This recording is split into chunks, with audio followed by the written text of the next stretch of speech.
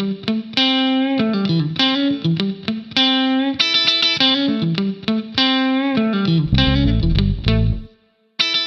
tal? Bienvenidos a Tirando Libro con Bogar, y con Amilcar.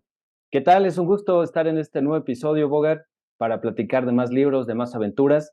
Y en este caso en particular, hablaremos de un texto de un autor escocés, que ya se revelará en un momento, que tiene relación también con una película muy conocida de final de la década de los noventas, que causó furor por lo dramático de lo que pasaba y las vivencias de los personajes.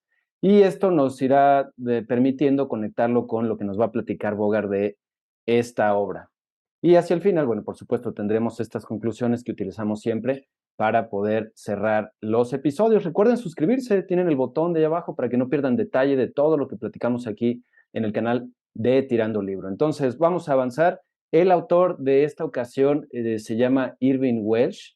Él es un autor que nació en 1958, tiene 63 años, en Escocia. Es un escritor que le gustan muchos movimientos, sobre todo el posmodernismo, y se caracteriza por la novela, por las obras de teatro y el cuento. Una de sus obras notables es, por supuesto, Trainspotting, que se llevó al cine bajo la dirección de Danny Boyle, pero sí es destacado mencionar que Irving Welsh participó en el guión. Y la obra de la cual vamos a platicar en esta ocasión, pues vamos a dejar que Bogart la presente para escuchar esos puntos destacados que llaman la atención en esta ocasión. Bogart, así que adelante, platícanos qué obra es, de qué se trata. gracias, gracias. Pues justamente es una de estas obras de Irving Welsh. Aquí vamos a tratar de ver que salga el texto. El título se llama La vida sexual de las gemelas siamesas. Y quiero también que vean la imagen de la portada, porque no tiene nada que ver el título con la imagen, ¿cierto? Bueno, hay dos personas ahí, pero pues, obviamente no son gemelas, siamesas, y más bien están dentro de un gimnasio. Es chistoso porque el título, la historia de las gemelas siamesas, sí la vas conociendo a lo largo de la obra, pero no son las protagonistas, incluso todo lo ves, todo lo narran, todo lo que tiene que ver con las gemelas siamesas es narrado desde alguien que está viendo la televisión, y a ese alguien me refiero a los personajes de la historia. Y la historia, eh, la verdad es que no hay un punto central de la historia, no sé, es como lo que le pasa a una entrenadora, por eso la imagen, ¿no? Del gimnasio, Vamos a ver ahorita. a una entrenadora, especialista en fitness en la ciudad de Miami. Y le van sucediendo muchas, o sea, empieza con una situación en la que ella desarma a un individuo que estaba queriendo asesinar a otro a balazos en la calle, y a partir de ahí te empiezan a contar la historia de la entrenadora y cómo va conociendo a ciertos personajes, no necesariamente fitness, incluso entrena o se vuelve entrenadora, sí, se vuelve entrenadora personal de un artista que es bastante pasada de peso. Y una de las cosas que caracteriza las obras de Irving Welsh es utilizar como, pues para empezar son comedias y dramas negras, ¿no? Comedias negras. eh, y utiliza mucho el lenguaje de Escocia, y entonces, y también como muchas groserías, ¿no? Como que todo el tiempo está esta entrenadora que se llama Lucy Brennan, piensa muchas cosas, y cuando las piensa habla con muchas groserías, quizá cuando ya es el dialecto con, pues en este caso sus clientes, ¿no? O sus clientas, porque tiene muchas clientas mujeres, pues ya más propia, más profesional y demás, pero cuando piensa, o sea, cuando pasan, ¿qué es lo que Todo está eso es. pensando? Pues sí, sí, muy soez, muy esta marrana, esta albóndiga con patas, esta gorda, etcétera, etcétera. Y bueno, la historia, como decía, comienza con esa exposición mediática, ¿no? En la ciudad de Miami, donde alguien desarma a unos agresores. Al saber que es entrenadora, por ahí la buscan para hacer un programa que tiene que ver otra vez con este culto al cuerpo. En Miami, o sea, pues te lo pintan como algo, un lugar donde lo más importante es estar fit, ¿no? Ser saludable, ser agradable a la vista. Y entonces por ahí también se va desarrollando parte de la historia, como ella quiere, pues, sobresalir en ese medio. Y se va, haciendo una conexión rara con esta chica que es la artista que ella la graba en el momento en el que desarma a estos agresores y empiezan a tener una relación ahí extraña y les van pasando ciertas cosas, durante toda la obra. La verdad es que eh, termina siendo, o sea, la segunda parte del libro termina siendo como una especie de thriller policíaco, ¿no? Con estos tintes de drama y de dramatismo y de comedia negra, que tiene un desenlace muy, muy, pues no sé si llamarlo sorprendente, pero si se han dado cuenta, los últimos libros he dicho que no me gusta cómo terminan, sí. O sea, sí me gustó cómo le dio finalización Irving Welsh a este libro. Y lo que me fascinó es lo que les mencionaba al inicio. O sea, cómo del título, a pesar de que no es lo sobresaliente de la historia, no es lo fundamental, ni siquiera son parte, digamos, de los personajes activos, siempre te va contando qué pasa pues justamente con la vida sexual de las gemelas siamesas, ¿no? Y entonces se arma un debate porque pues al ser siamesas están pegadas, una de ellas tiene novio y lo primero que te vas enterando es que pues quieren pasar tiempo juntos a solas, ¿no? Y después entra el debate de, ok, queremos tener relaciones sexuales y entonces pues imagínense lo que eso, o sea, puesto en la pantalla, ¿no? Y en la opinión pública lo que genera. Ujú, Entonces la verdad es que eso también es muy cómico, o sea, estar enterándote de qué es lo que pasa con las gemelas siamesas y de repente, pues obviamente te olvidas por la historia y dices, ay, a ver en qué momento van a volver a pasar algo de las gemelas siamesas y de repente, pum, te lo ponen ahí.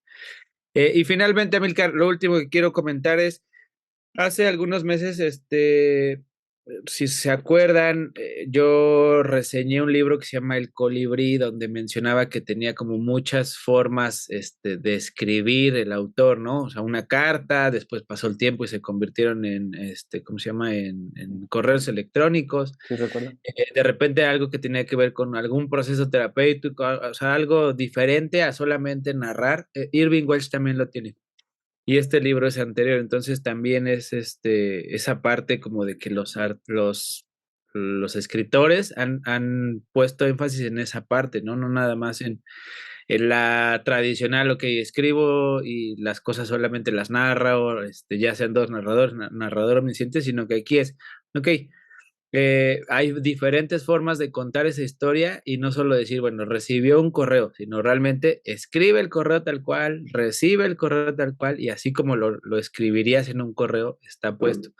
Y en este caso, hay algo que se llaman páginas matinales que, no me acuerdo si era una entrenadora también o un terapeuta que dice que son muy funcionales, que es que la primera hora de la mañana cuando te despiertes, lo primero que tienes que hacer es dejar fluir tu mente y escribir, escribir, escribir.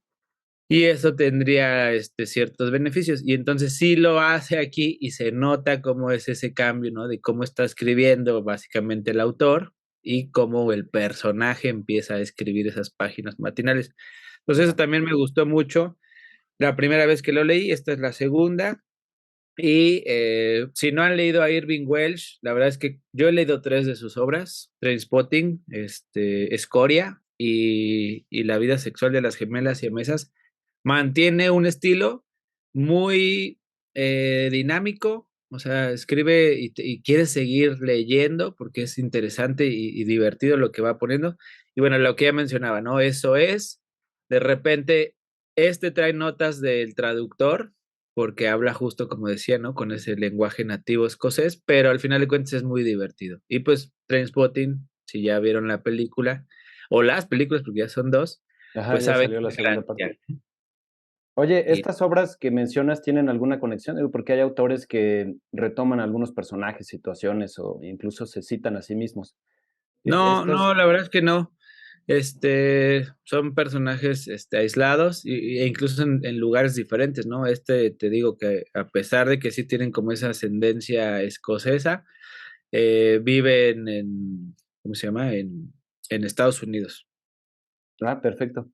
Ah, está Pero lo súper que sí bien. es muy marcado es esa parte de que de verdad parece que todos piensan con las mismas barbajanadas en la mente y de la misma forma, como hasta cierto punto, pues culera de pensar de los demás, ¿no? O sea, siempre buscando Ajá. como el defecto.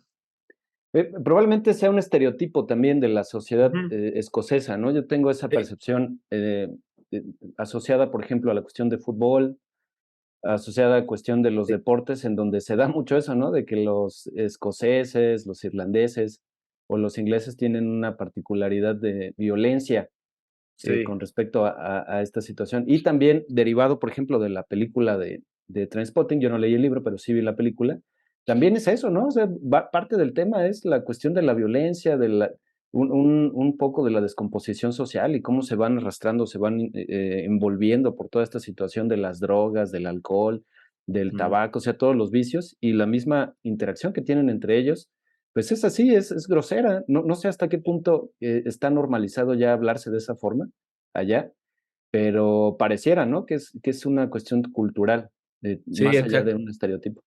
Y sí, justo también, tanto en como en Escoria, menciona el tema del fútbol, ¿no? De los deportes en general.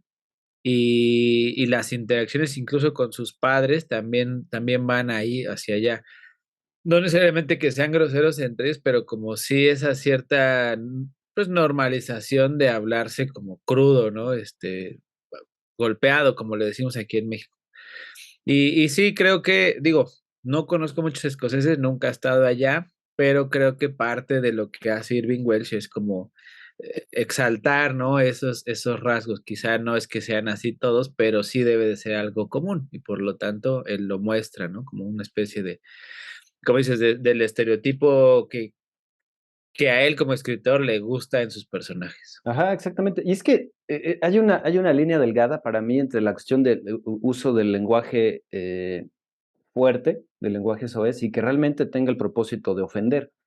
¿No? Claro, Hay lugares aquí en México también que utilizan lenguaje altisonante, pero no necesariamente es para ofender, es parte de la tradición oral que tienen en esos sitios y la intención es distinta a que te digan hijo de la chingada, a que de plano si alguien me dice, no, es que eres un hijo de la chingada, no, o sea, claro. cambia y Sí, que sí, te acostumbres a utilizar el lenguaje de esa forma, pues sería interesante, ¿no? Preguntarle a alguien que haya estado en Escocia o que tenga sí, que sea de allá, para ver qué tanto es la cuestión oral, como una cuestión cultural de que hablen así, o sí, si realmente es una parte que caracteriza eso, ¿no? De la normalización de la violencia oral. sí.